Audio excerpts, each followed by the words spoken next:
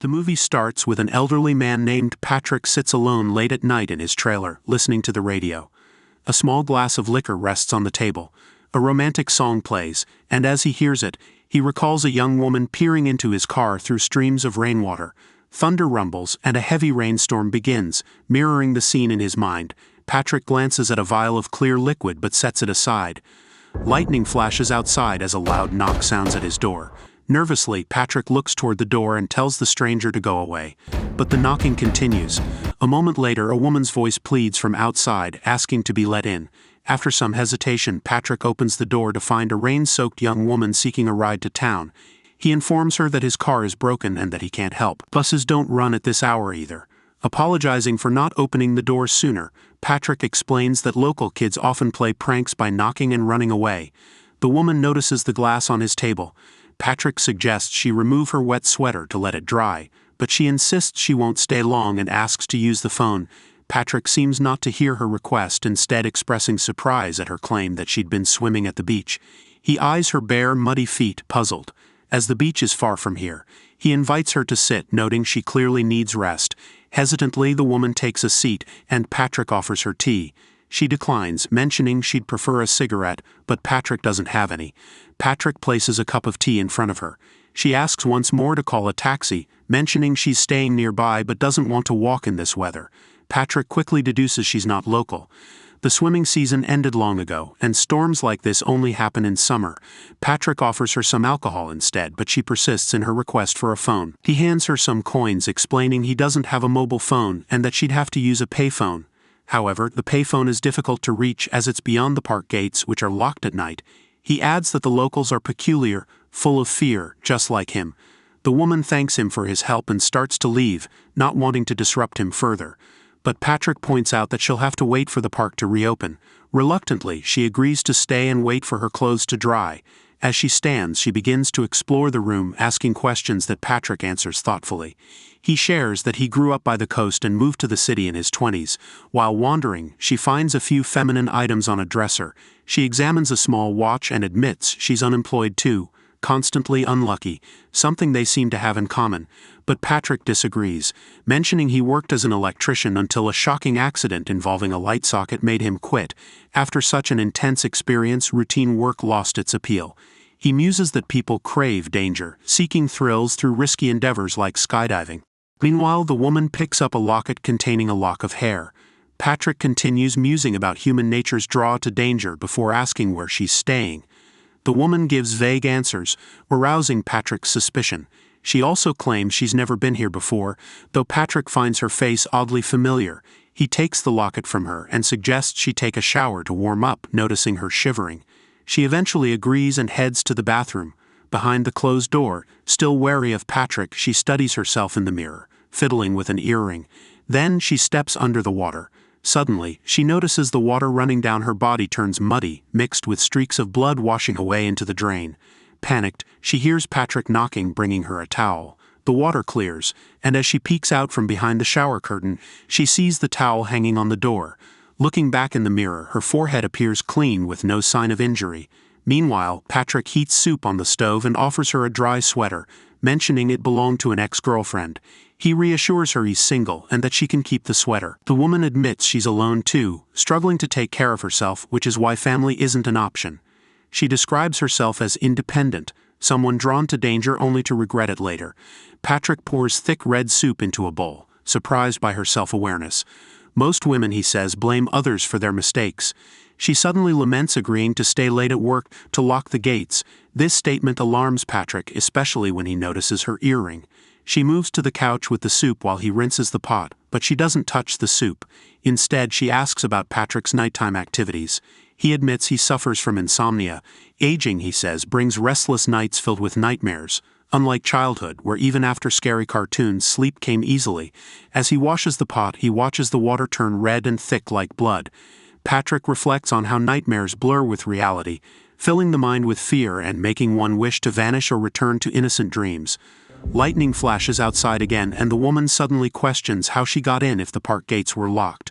Patrick is curious to know as well. Suddenly, there's another knock at the door. Patrick asks the woman who might have known she was coming to him.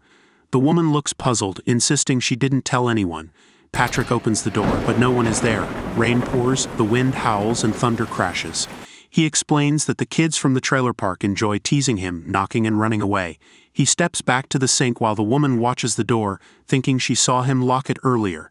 Meanwhile, Patrick discreetly pulls out a vial of some substance and stares at it.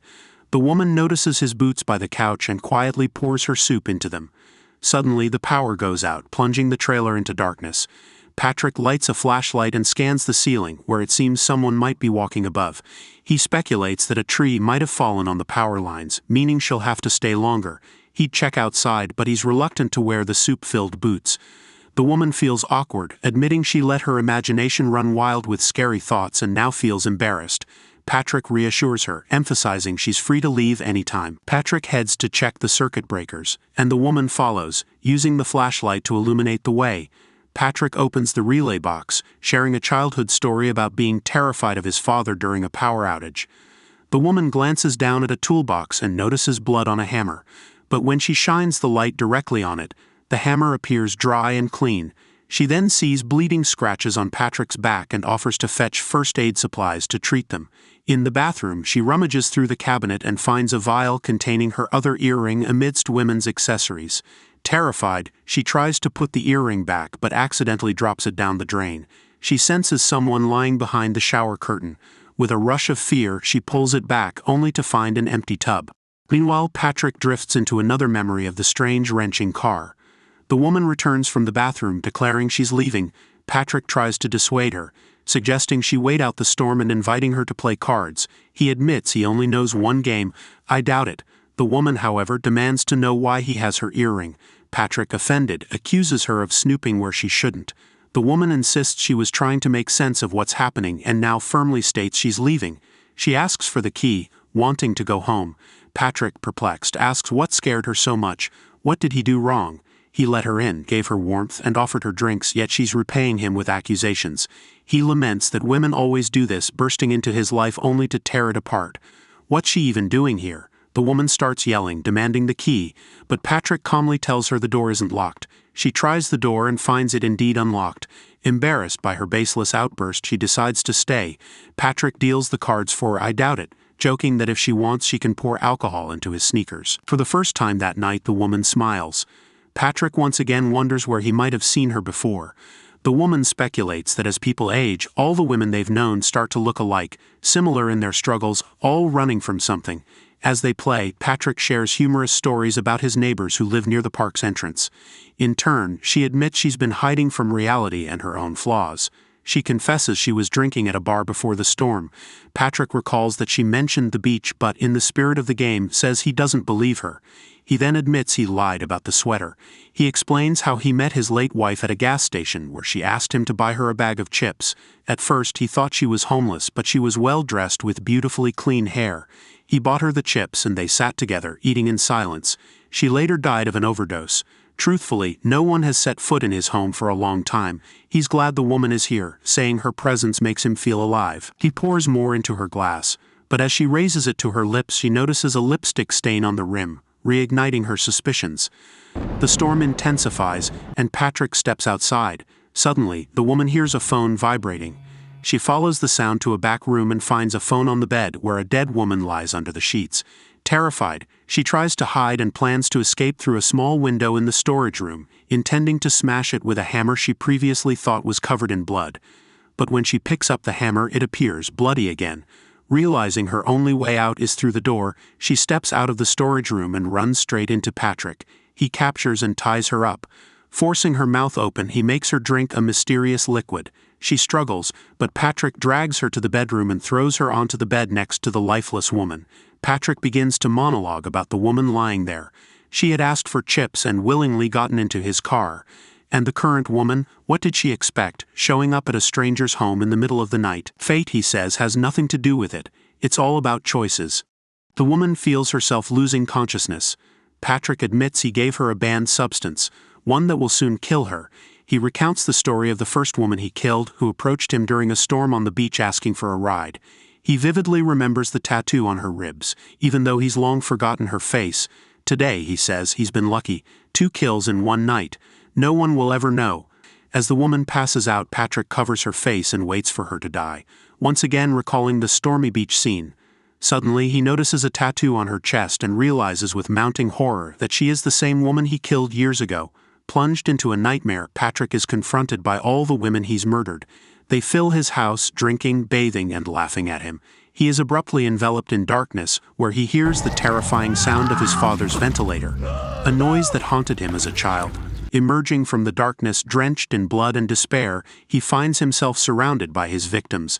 The sound of police knocking at the door grows louder. His most recent victim steps out of the shadows, forcing him to pour the contents of the vial into a bottle and drink it.